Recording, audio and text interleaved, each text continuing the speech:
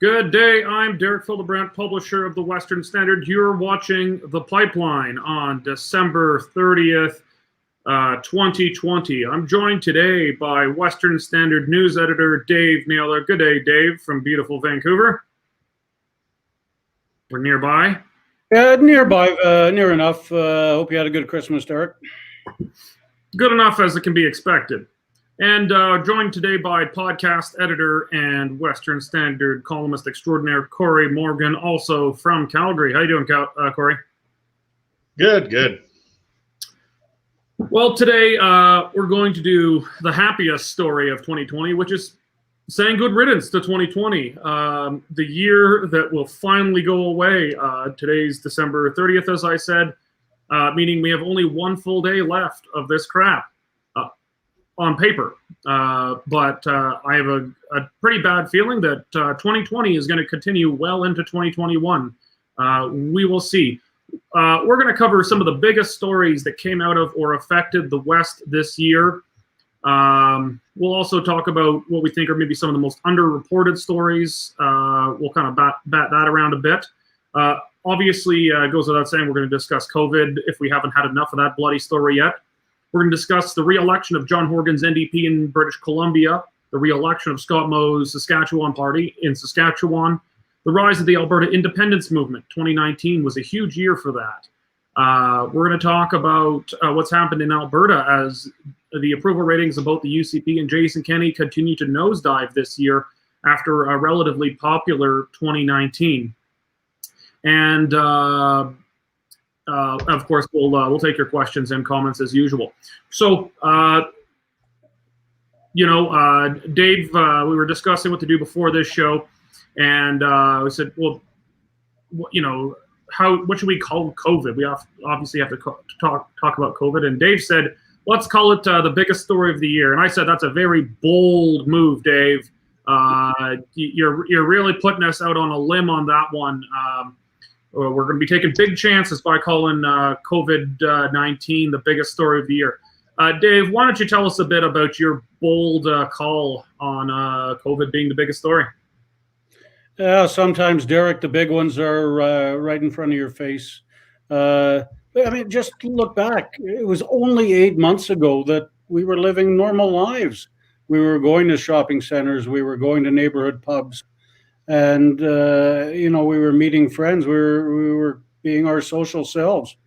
And then all of a sudden, I remember, I think it was March, and I read a story out of China about 6 people. It started with 6 people, at least that first story anyways, about 6 people getting ill with this strain of mystery flu-type virus called COVID-19. And I'd certainly never heard of it before. And in the next ensuing 24 hours, the story just emanated. And within a week, the first cases were appearing all over the world. And it soon became the biggest story in the world. Everybody was talking about it. Everybody was worried about it. And it was in Iran first, and we didn't really believe the numbers coming out of Iran, because you can't really believe anything that comes out of Iran. And then it hit Italy. And I think we were all stunned by the ferociousness that it swept through poor little Italy, and the number of cases and the number of deaths multiplying day after day after day. 20,000 new cases a day, 1,000 deaths, doctors in emergency rooms deciding who to give a ventilator and who not to give a ventilator. And you could see it spread through the rest of Europe, and Great Britain became hard hit, and we all knew it was coming then. And I don't think Canada battened down the hatches quickly enough, and soon enough it was sweeping across eastern Canada and then into the west, and and now it's just a everyday fact of life, and it doesn't seem to be disappearing anytime quickly. Alberta's in its second lockdown. BC's in its second lockdown. Germany's now talking about going into a third lockdown. So, we went out on a limb, Derek, and called it the biggest story of 2020. And I may go out on a limb right now and maybe say it may be the same in 2021. It may be the biggest news story of 2021. Well, that's a bolder call, but I think you very well might be right about that. Cory, I think it's without a doubt the biggest story of 2021, but it turned out very quick. Within I think about 2 or 3 months, it turned out not just to be a story about a virus, but it became stories about the Chinese Communist government's cover-ups. We just saw a reporter out of China who was one of the very first reporters to blow the whistle on COVID. She was sentenced, I think, to 6 years in prison or something mad like that. It became about the cover-up. It became about the World Health Organization seemingly doing the bid of the Chinese regime, and then about some of the mishandling by governments across the world, including in Canada and in the West here, and the increasing resistance to clampdowns on civil liberties. How do you think this story has obviously changed outside of just, virus is spread or virus is mutated? This story went from, I think, almost a purely medical story in most respects to a very polarizing political issue, which I found strange at first. But now we've seen the virus and the reaction to it break down almost along ideological lines. Cory, how do you think that happened? How did this transform from a medical story into a political story? Yeah, well, just because it became so huge and overwhelming, I mean, it's impacted every aspect of our lives. There's going to be, decades of study on how we responded to this, why we responded the way we did. But part of it was we've seen the entire world imposing control on the rights of individuals in a way that's never been seen in human history, like in a whole worldwide sort of way. And that's, I believe, what makes the ideological divide. I mean, conservative, libertarian-minded people want the state out of their face. They don't want to be controlled. They don't want to be told what to do. They may willingly do those things if asked, but they don't want the state taking care of it for them. Versus a person who tends to be progressive-minded, they feel it's the role of the government to take care of everything. And they want the state to crack down, and they want the state to run their lives, and they want the state to hold their hand. So that division is getting deeper and deeper as the year goes on, because people are getting crabbier and crabbier with the lockdowns, whether you're on a progressive or a conservative side of the spectrum. It's really put a different kind of fissure, and divide into people of those mindsets. That's looking in a big picture sort of way. And then we look at responses and reactions state to state and place to place. And it's only going to get more acute. Because the government's not going to want to let go of these controls now that they've taken them. Indeed. We also saw the rise of many conspiracy theories about this. Some of that has good reason. There has been conspiracy in the non-kooky sense of the word from the very beginning. The Chinese government clearly cracking down on information about the virus coming out, as I just mentioned, sending one journalist to prison for 6 years for reporting on this without the government's authorization. So, and then some pretty funny business from the World Health Organization, genuine conspiratorial actions that we've got a pretty good sense of now. But that's, where you see a few points on a map and you can pin together reasonably, you might then start to see a lot of other points on a map that maybe don't make so much sense. And so we've seen a lot of conspiracy theories spawn beyond, I think, the reasonable into the increasingly kooky. We would go to Dave, but he appears to have fallen into a green tub of liquid. Okay, there he is, back in sunny Vancouver. Dave, why don't you maybe tell us, a bit about where some of these conspiracy theories have gone. Without getting into too much detail, what really the gist of the main conspiracy theories are that we've seen arise from this. Dave, you're muted. Have I mentioned I really hate 2020? The conspiracy theories run the gamut, as you know, Derek. I think part of the problem was that it started in China. And nobody trusts anything that comes out of of communist China, and probably with good reason. And all boiling down to, a lot of people just don't believe the pandemic is real. They don't believe in vaccinations. They don't believe in government control. You see it to this day with weekly marches in major cities in Western Canada, with people that are protesting the restrictions, people that are protesting the or the mandatory mask bylaws.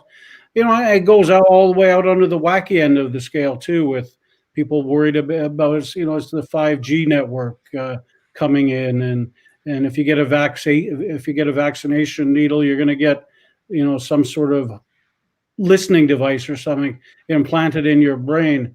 And I think another part of the problem is just the backtracking on that our supposed experts have given us at the very beginning of this pandemic. Wear a mask. Don't wear a mask. No, wear a mask of three layers. Lockdowns are good. No, lockdowns are bad. No, lockdowns don't cure a thing. So people are confused. I think they're still confused to this day, really, just what some governments are aiming for, and what some governments' actual pathway is to a normalcy returning to our lives. Cory, just we'll wrap up the COVID. I'm so sick of talking about COVID, but we just can't stop. It drives me nuts.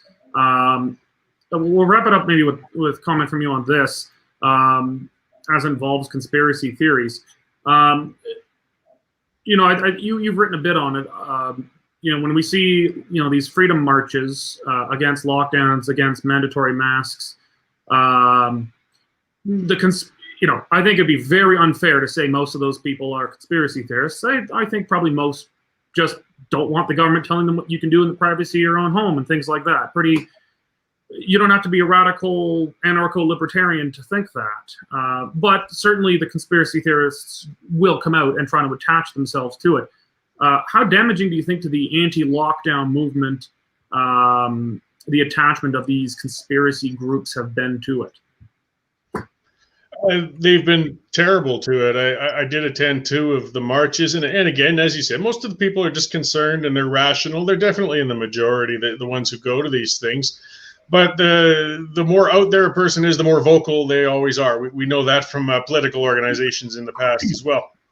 And a lot of people came down to these protests and marches. They were curiosity seekers. They were interested. They walked around the periphery, and then they would have somebody approach them and talk about lizard people, or Bill Gates implanting microchips into them with vaccines, and then they walk away and they just don't come back. So it has harmed that. And I've also saw the turnout declining at these. I think that's going to turn around this year, though, and it's going to change, because I do believe and hope that the vaccine is going to help start turning this around. We're going to see this thing starting to move into our rearview mirror, but we aren't going to see the state easily easing on restrictions. And that's when your average person is going to get up and say, you know what, I've had enough. Back off, get out of my life. I'm coming out and I'm going to speak up for it. But we'll see more of that, I think, later in 2021. Just following up a bit on what Cory said, Derek, I think people are they're fed up. They've reached the end of their patience. And you look at what's happening just in Calgary in the last couple of weeks, where you've got police and bylaw officers descending on neighborhood community rinks because young adults and kids are skating, and a neighborhood Karen has snitched on them. That type of thing. Unless we start seeing some reductions pretty quickly in government control, those sort of things are going to grow and grow and grow and get more problematic for the authorities. Indeed. Okay, well, let's also deal with bad news in the West. This year we saw John Horgan dissolve his own government, break his written agreement with the Green Party in effective coalition with him, and call an early election, breaking the fixed election date laws there. And he was wholesomely rewarded for it. Re-elected with a very large majority government. The Liberal leader, can't remember his name, wasn't there very long. He is gone. The Liberals ran, I think, a very underwhelming campaign.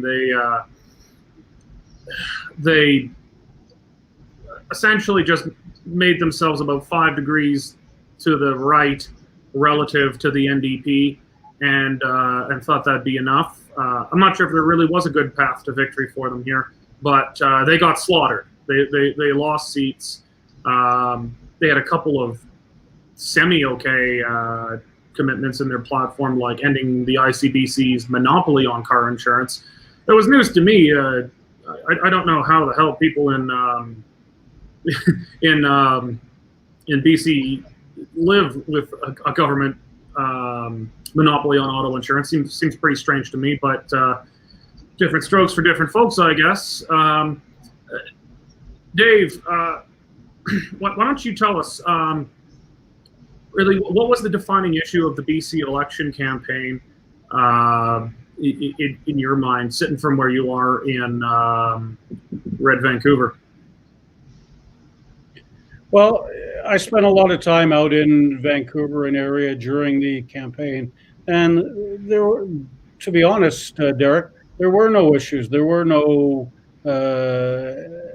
screaming platforms. I guess it was mainly because nobody, you couldn't attend any meetings. You couldn't go knocking door to door. But the populace as a whole seemed fairly happy with what Premier Horgan's been doing. Wilkinson was the name of the Liberal leader whose name escaped you at the moment, but he certainly didn't light the world on fire, and he's now resigned to the ash pit of history. I think it's very much like on the federal front with Prime Minister Trudeau. People are happy because they're getting free money. My parents each got $500 this week from the Horgan government for doing nothing other than being BC residents. My son's studying in Vancouver. He got the same $500, and all he was just a BC resident. So, as any political party gives money away, they seem to keep the electorate on their side. That's for sure. No doubt he took a gamble by calling the election during a pandemic, but it paid off in spades for him. Yeah. Cory, do you think there was any path to victory for the BC Liberals here? They obviously completely blew it. There does seem to be, we had I think it was a Nova Scotia election called early. We'll get to Saskatchewan, but we know the government there was reelected. John Horgan was reelected. In most provinces outside of Alberta, incumbent governments have seen their popularities go up during the pandemic. In times of crisis, be it war or something like that, people tend to rally around the strong leader, the strong man. They want a paternalistic figure when they're afraid. Do you think there was any path to victory for the BC Liberals here? No, they really weren't that strong going in. Of course, that's what encouraged Horgan to take the chance and pull the pin early. They just weren't engaging people. They weren't setting them on fire. They couldn't define themselves with any issues except to say we're a little less NDP than the NDP. The closest it came was, I think they went after ICBC, which is a big issue in BC, but not enough to take down an incumbent government in the midst of a crisis at a time like that. So no, I don't think they ever had a hope. Their leader just didn't get people excited or engaged, and they were spinning their wheels. Horgan made a political play, and he won big. Fair enough. Well, let's go also next door, but to our east in Saskatchewan. Scott Moe's Saskatchewan Party re-elected with a large majority government. I think the seat count was more or less status quo. I don't think he picked up much or lost much. I think the total count maybe switched one or two seats. The big story there, though, and we'll get into it in the next segment on the rise of the independence movement, but the big story in BC, most would agree, was the rise of the Buffalo Party, I think fair to say a moderate sovereignist party that came out of the Wexit movement, making a pretty big impact. Maybe we'll go to Cory for that in a second, but Dave, why don't you tell us generally what was the Saskatchewan campaign about? What were the big issues that were at stake? Again, it was all about Premier Moe's handling of the COVID virus pandemic within the province. the interesting thing that happened in Saskatchewan that wasn't available in BC was the separatist Buffalo Party, and that gave the election an added bit of flavor. And they ended up doing pretty well. They actually finished second, Derek, I think, in several ridings, and put themselves on the map. They certainly did better for themselves than the NDP did, who under their leader Mealy, we always get it wrong, don't we? But they've put themselves on the political map in Saskatchewan now, and moving forward, they've got their election that they can point to as this was the turning point. Well, the Saskatchewan NDP can claim for the first time in, I'm not sure if it's 3 or 4 elections, that their leader didn't lose their seat in the general election. They've had a very bad curse. I think it was twice in a row they lost it. I think the third time they avoided the Saskatchewan NDP hat trick of losing their leader 3 elections in a row. So that was the only real upside there for them.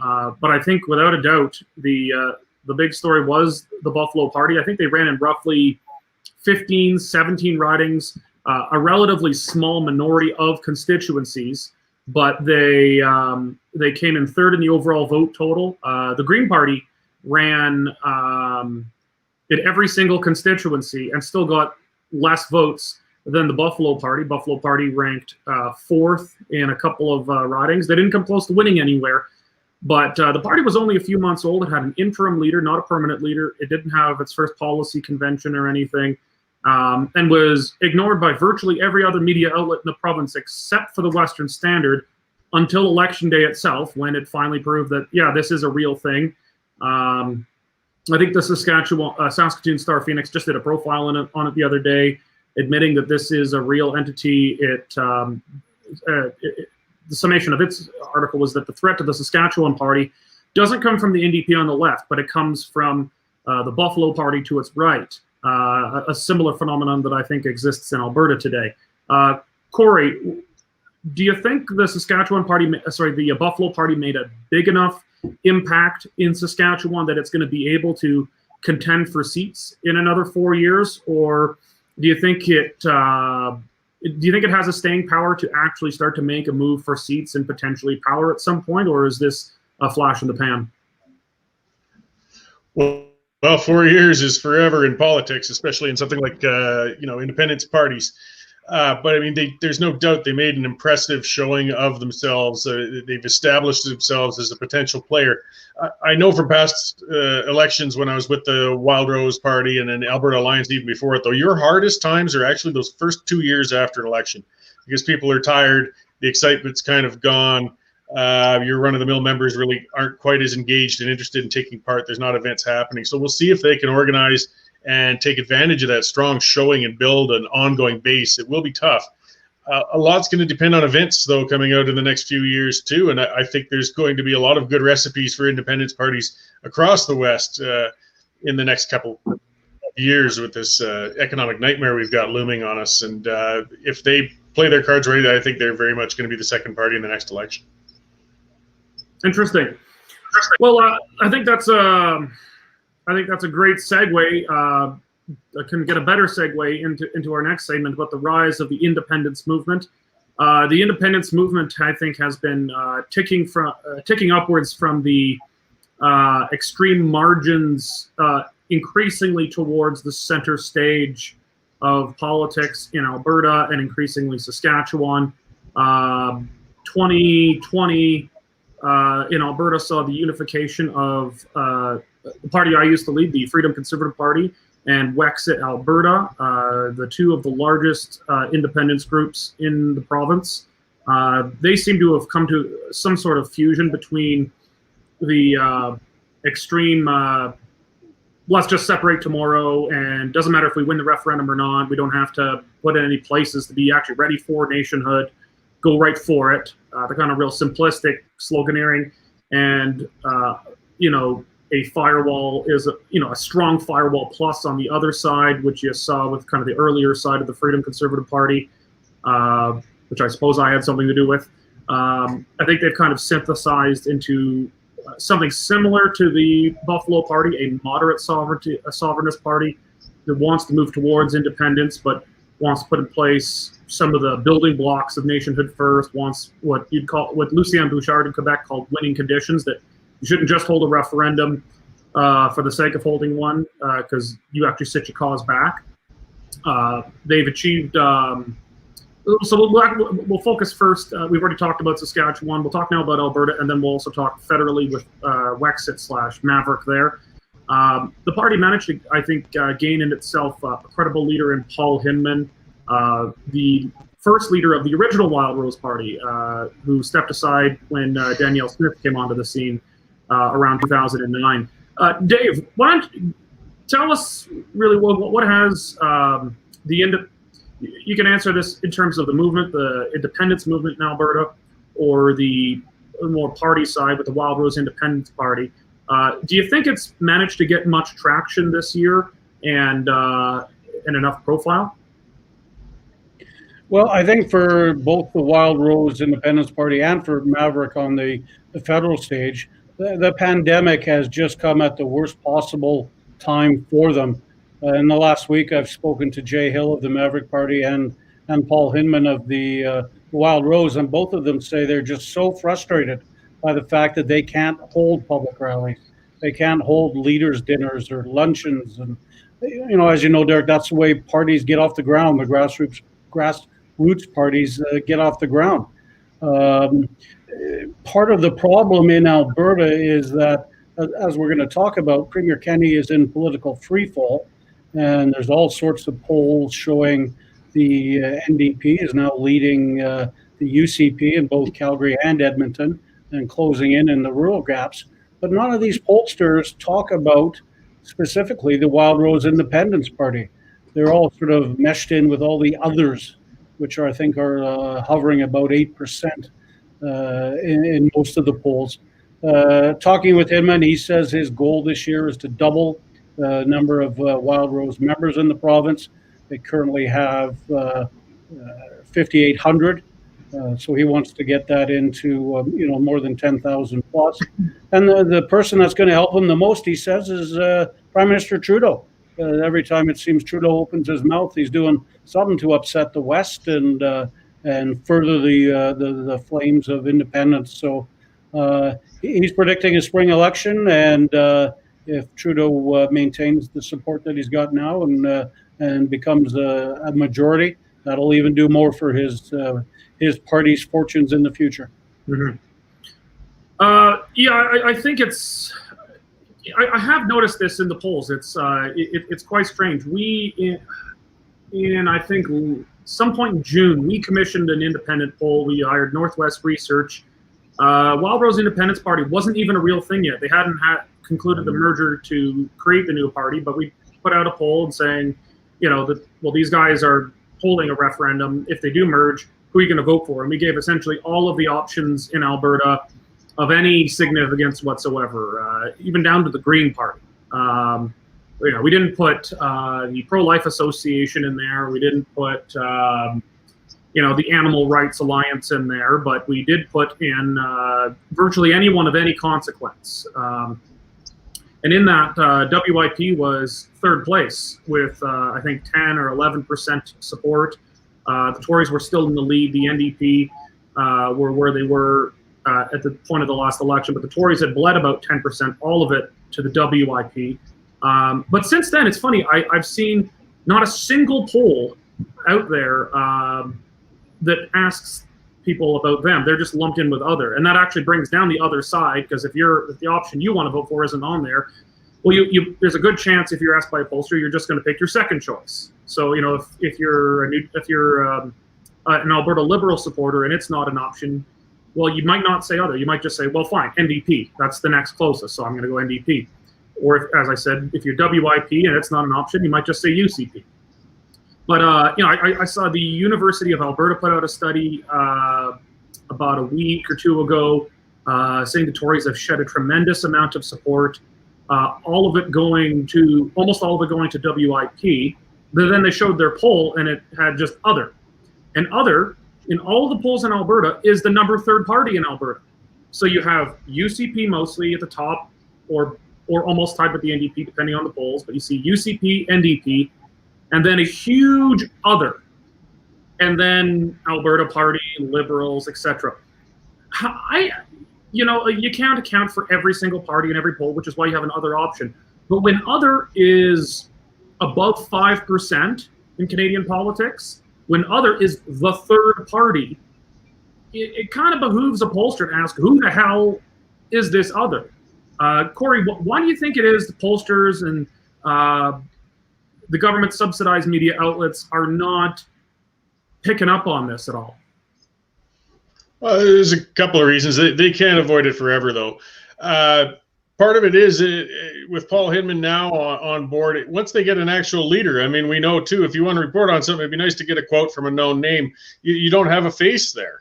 It's a movement still, and so it doesn't encourage them to dig a little deeper on this.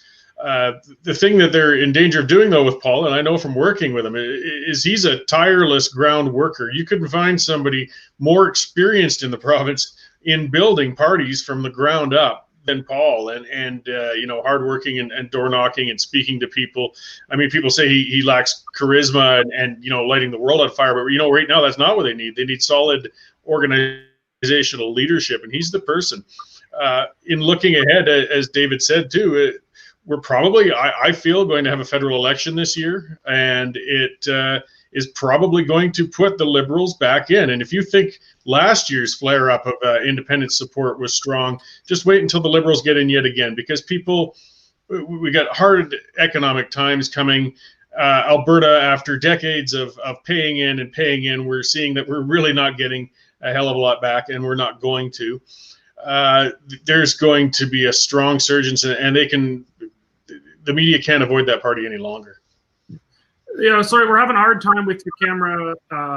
Cory's actually out of Pritis, Alberta today, just south of Calgary, and his internet connection there is not the best. So we might have a little problem with him freezing from time to time. But we did hear you the whole time, Cory. Okay.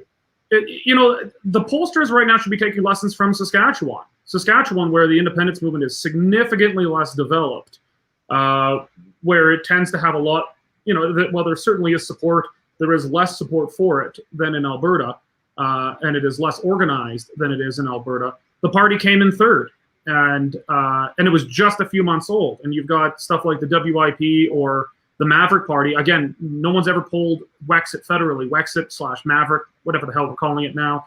No one's ever polled that. But the main independence party in Saskatchewan came in third place with just a few months. Federally, Maverick is going to be over a year old when it goes into its first federal election, likely. The WIP will be probably 3 years roughly old when it goes into its first federal provincial election. These are going to be much more well organized than the Buffalo Party was in its. Yet no one polled the Buffalo Party in Saskatchewan. Everyone ignored it in the media, except for us, essentially. And the media are making the same mistake here in Alberta, where that movement is significantly more advanced and organized. Not that it's very particularly well organized, but it certainly is further along down that road. Dave, why do you think the media is ignoring this?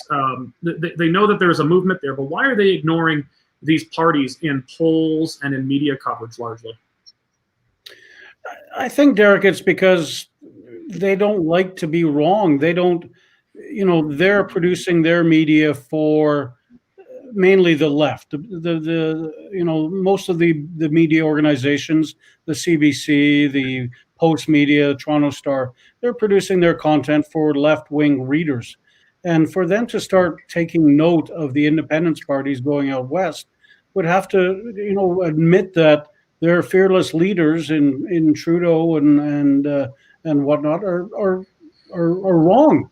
And there's a huge part of the percentage, or a huge percentage of the population, and it's growing, but Trudeau.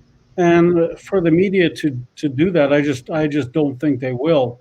Especially the Toronto Stars of the world. It's I think Cory hit the nail on the head about Paul Hinman. In this day and age, you don't want a fiery speaker, because you can't hold mass rallies. You can't hold a saddle-dome full of people. What you need is somebody on the ground building it up, slowly but surely, constituency by constituency, so that perhaps not this next election, when I agree with Cory that Trudeau's going to get back in with a majority, but the next election. And holy cow, they'll have 4 full years of hopefully mostly COVID-free time to become a force, and then become a force that the media cannot ignore anymore. Well, let's talk about.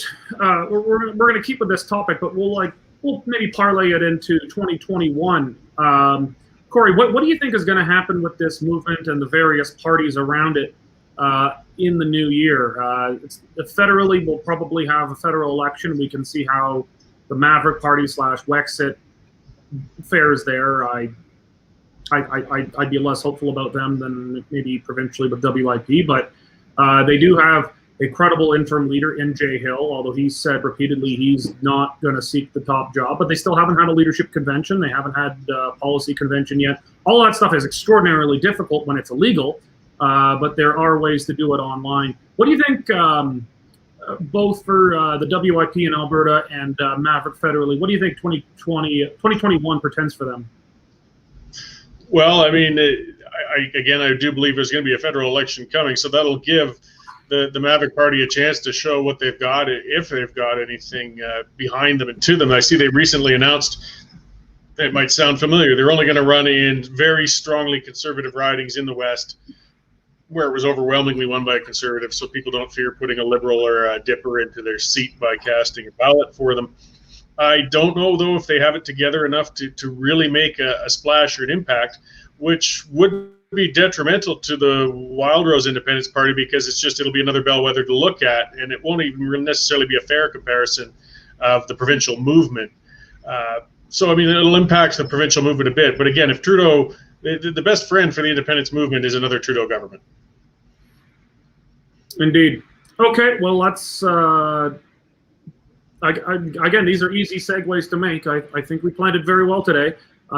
This brings us to, I think, one of the biggest stories in Alberta and out of the West is the complete nosediving in the polls of Alberta Premier Jason Kenney and his United Conservative Party. They went from one of the biggest electoral triumphs in Alberta's history, and there's been some pretty big ones, but it was certainly up there. I think roughly 55%, 55% of the vote in 2019, massive majority government. They squeezed out all the small parties, my own included, set up a nice clean two-party system with the NDP. Since then, their polls have continued to drop and drop and drop.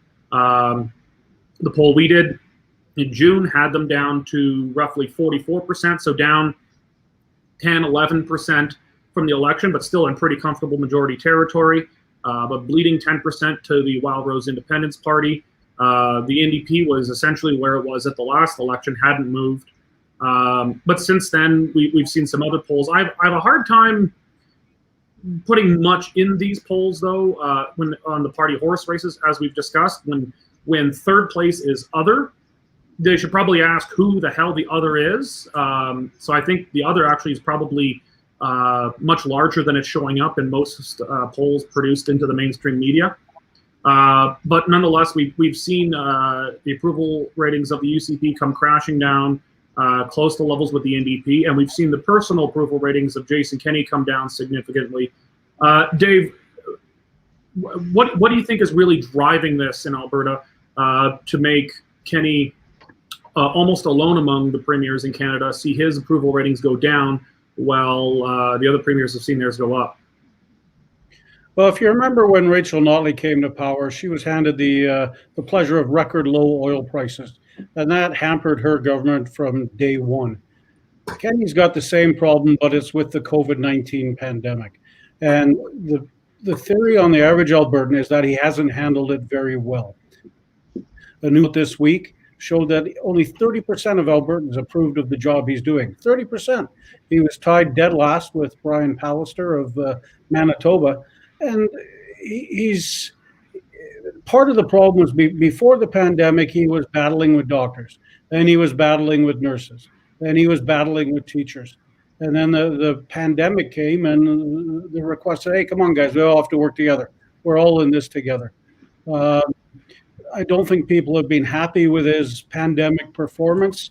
The friends that I've got, many friends who are UCP supporters and voted for Kenney, to a man have said they've been disappointed. They thought they had voted for a man of action, and we certainly haven't seen that at the moment. Perhaps now is not the time that he could have taken on the big unions and tried to bring them to their knees. Very difficult to do when a pandemic is going on and you need all the nurses and doctors that you can. He's quietly been working behind the scenes to get a doctor's deal done.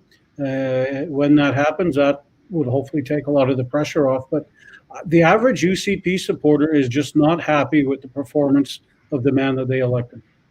Yeah, so when you have 30% approval rating and you got 55% of the vote, that means nearly one in two people who voted for you don't approve of the job you're doing. And normally approval ratings are higher than the number of people who would vote for you. Generally, if you have 40% people saying they'll vote for you, there's a good chance you've got 50 or 60% saying they approve of you, but they still prefer someone else. So when you've got half of the approval of the number of votes you got, that's red alert. That is a terrible situation for a government to be in. 30% approval, it's not quite Alison Redford, but Alison Redford was not, we're going to have to pull up some numbers here, but I think, I'm not sure how low she got, but it was somewhere, I think, into the lower 20s. Some of this might be just a temporary, though. I mean, Kenney's got another 2 years and change ahead of him. That's a lot of time to change the channel. Anger goes away, and the channel might change. But a lot of the media, I think, are assuming that anyone who's upset with Kenney is upset from their point of view. So, most reporters in the media are going to be to the left of Kenney. They don't think there is anything to the right of Kenney. Anything after that is here be dragons.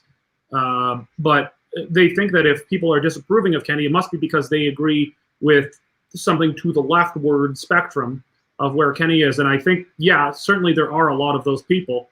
But I think the real danger has been his own core base completely collapsing on him. It's been people who voted for him, who are displeased with how he's handling the pandemic, but not because he didn't bring in lockdowns harder and faster, but because he brought them in and caved to pressure to do it. Things like that.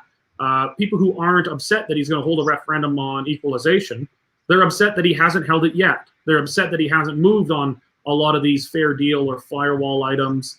I'm astounded by the number of people who voted for him thinking he was a closet sovereignist. People project what they want onto a leader. But this is the difference between being in opposition and being in government.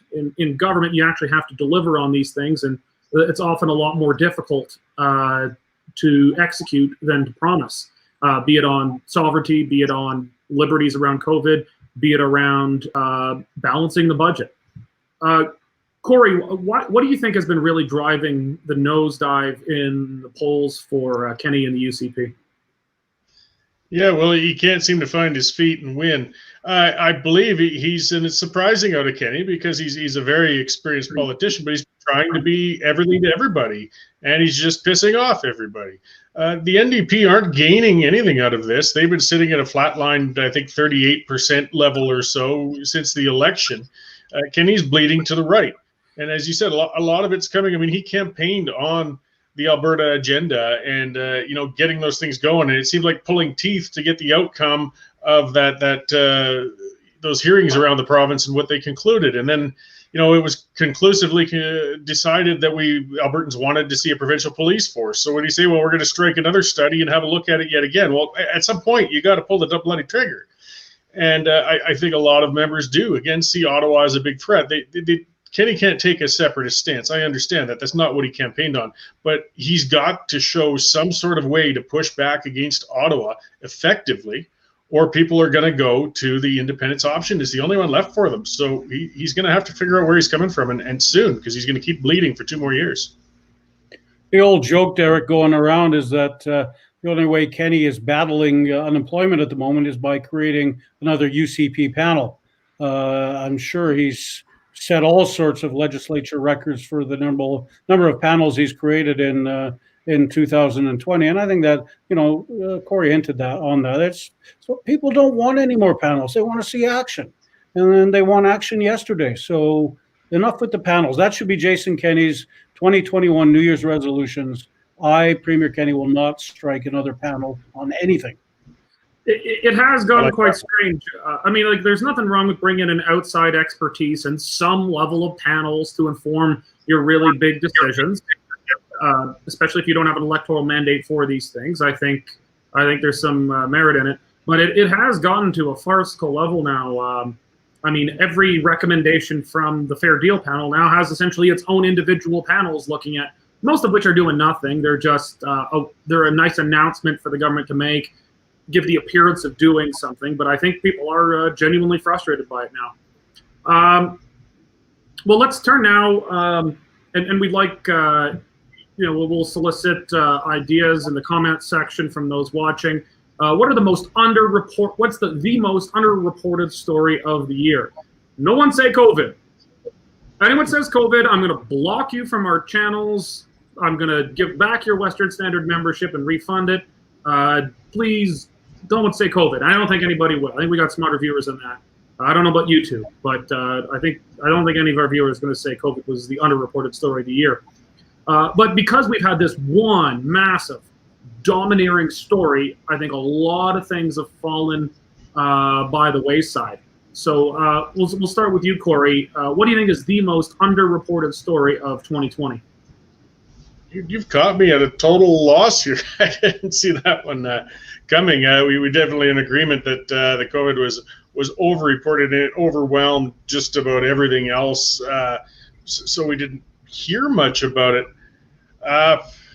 To try and stick to an underreported, I'll give mine then. A 500% increase in the carbon tax, and the mainstream media just couldn't give a shit. There was just nothing on it.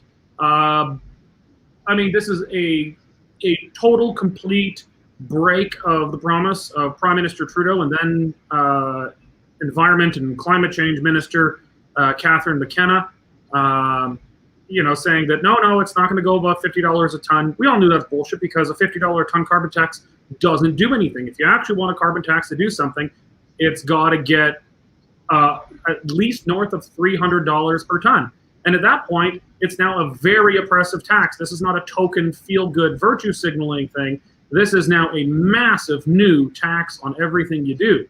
And the most proponents, I should say, of the carbon tax have not been intellectually honest about this. They're saying, oh, this will save the world and it won't cost you much. No, it's going to be one or the other. It's either going to save the world according to your beliefs and it's going to cost you a lot, or it's not going to save the world and it's not going to cost you a lot. There's really only two there. So we saw Trudeau break this very keystone promise, and we saw virtually nothing. The day after this happened, the press gallery in Ottawa didn't ask any questions about it. They wouldn't take questions from the reporters who would. Our reporters, or say Brian Lilly from The Sun, he talked about this. There are good reporters out there who are not at the Western Standard, and even in the mainstream media, there are still a few good journalists left. But of all the journalists who were called upon to ask questions the day after this happened, not a single question about this. I think I'm going to give myself. I haven't heard you, Dave, but I don't know if you could top it for a more underreported story of 2020. Well, I've got just one final bit of sad breaking news on COVID for 2020. Dawn Wells, who you remember played the lovely Marianne, TMZ has just reported that she's died from COVID. Very sad news. I always preferred Marianne to Ginger. I don't know about you guys, but big loss out of my childhood. I'm not going to say it's the most underreported story because we did get a lot of coverage on it, but then all of a sudden it stopped, and that's the WE scandal. And it was stopped because of Trudeau prorogued Parliament, and I think we were just starting to get to the root of the corruption in behind the WE scandal. And the Trudeau family, it's been revealed that the family, I think the last figure I heard was more than $700,000 in speaking fees and travel benefits and whatnot. And I think that was just the tip of the iceberg. And because Trudeau prorogued Parliament, the story seems to have gone away, just as I think it was getting to a point where it could have brought down the government. So for me, as I said, it wasn't underreported, but I thought there's a lot more tentacles to dig out. Well, we can certainly thank Jagmeet Singh and the NDP for, they didn't just prop up the Liberals on confidence votes. They propped them up specifically on a confidence vote about the Wee scandal. Certainly should have been a humiliating moment for them, especially when the NDP's only justification for its existence right now is that, yeah, we're pretty much the same as the Liberals, but we're not corrupt. Well, I'm not sure if you even have that anymore, if you're, at the very least, for your own political reasons, because you didn't have the money for an election, willing to prop them up. So I get it. The NDP didn't want an election. They just didn't have the money for it. But their excuse that it was no time for an election didn't make sense because Jagmeet Singh's premier in BC, John Horgan, called an early election, and he already had a stable government in a coalition with the Greens. So all of their excuses, I think, weren't really, they obviously didn't hold much water. But I think the NDP is one leg to stand on about why you should vote NDP. Well, we're like Liberals, but not corrupt. I don't even think they really have that anymore. But certainly some of our viewers have been mentioning the Wee scandal as the most underreported story of the year. I think that is probably a pretty good one. Although that one I blame less on media than on the government itself. The carbon tax, the media just ignored it. They didn't want to talk about it. It's just going to piss people off. We should be talking about it's progressive and it's good for people anyway. So we shouldn't be talking about it because people get pissed off. The Wee scandal, the media, at least most of it, were talking about it and actually doing some pretty good investigative journalism. But the flow of information just shut off because the Liberals prorogued Parliament and threatened to call an election if any investigations continued, and the NDP supported them in that. So while I would say that is very fairly one of the most underreported stories of the year, I don't think that one in particular is necessarily the fault of the media. I think that's the fault of the government silencing the media. What else we got? Bridget Frostat says, how about the silencing of separatist sentiment during the Fair Deal panels? Well, yeah, I attended some of the Fair Deal panels as they came through Southern Alberta. People certainly did stand up and speak about it. I don't think they were silenced. I think the huge number of people who showed up, they were probably the largest plurality of any single group at these Fair Deal panels, and none of their recommendations were in it. The panel just outright refused to discuss it much. It explicitly rejected it. I think that was probably one of the big reasons for you seeing UCP MLA Drew Barnes issue a dissenting report on the Fair Deal panel. But of all the, I'm not sure if any single group, had a majority at these Fair Deal panel meetings, but I think the largest single one were probably the Sovereigntists, from what I could see in the room at least. Quite clearly the largest group in the room. And they weren't necessarily there organized the way the unions were. But every one of their recommendations were just shut down, I think, because while the panel is technically independent, it's not going to issue ideas that it knows will be rejected by the government. And they knew that holding a vote on independence would clearly be rejected by a federalist government in Alberta. So I think it's fairly big, but I'm not sure if it's the biggest underreported story of the year. Yeah, we certainly did lots of coverage of Drew Barnes's,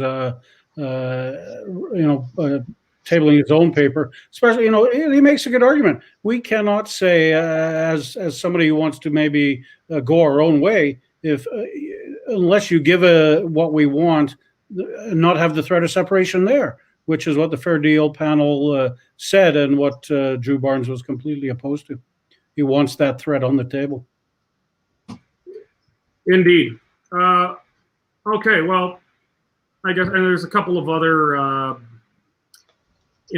there's a couple of other suggestions on here, but I think the two big ones of the year, I think I can fairly settle for would be the Wee scandal and the carbon tax as the most underreported stories of the year. Well, gentlemen, ladies and gentlemen, thank you for your time. I think we've had a good discussion here, our last of 2020. If you're a Western Standard member, we sincerely thank you for your support. You've been incredible. Actually, this graphic here is now old already, 6 million readers. That was until the beginning of December, from October 2019. This December, we're going to announce the official numbers next week after the new year, but this month we believe we've cracked 1.2 to 1.3 million readers, which would make Western Standard, we're going to have to do official comparisons, but would make us one of the very biggest media outlets in Canada, not just in the West, but right across Canada. And we've done it without a penny of government subsidy, so we thank our members for their support. If you like what we do and you're not yet a member, please go to westernstandardonline.com, click on the membership section. For a few bucks a month, you can ensure that you have a genuinely independent Western media outlet that refuses to take government subsidies. But thank you very much. We hope you all have a good new year. Dave, Cory, thanks so much for the fantastic work you guys have done this year. It's been a real pleasure working with you. Happy New Year to you, Derek and Cory. You bet. You too, Dave. Derek. Happy New Year's. Thanks for watching, guys.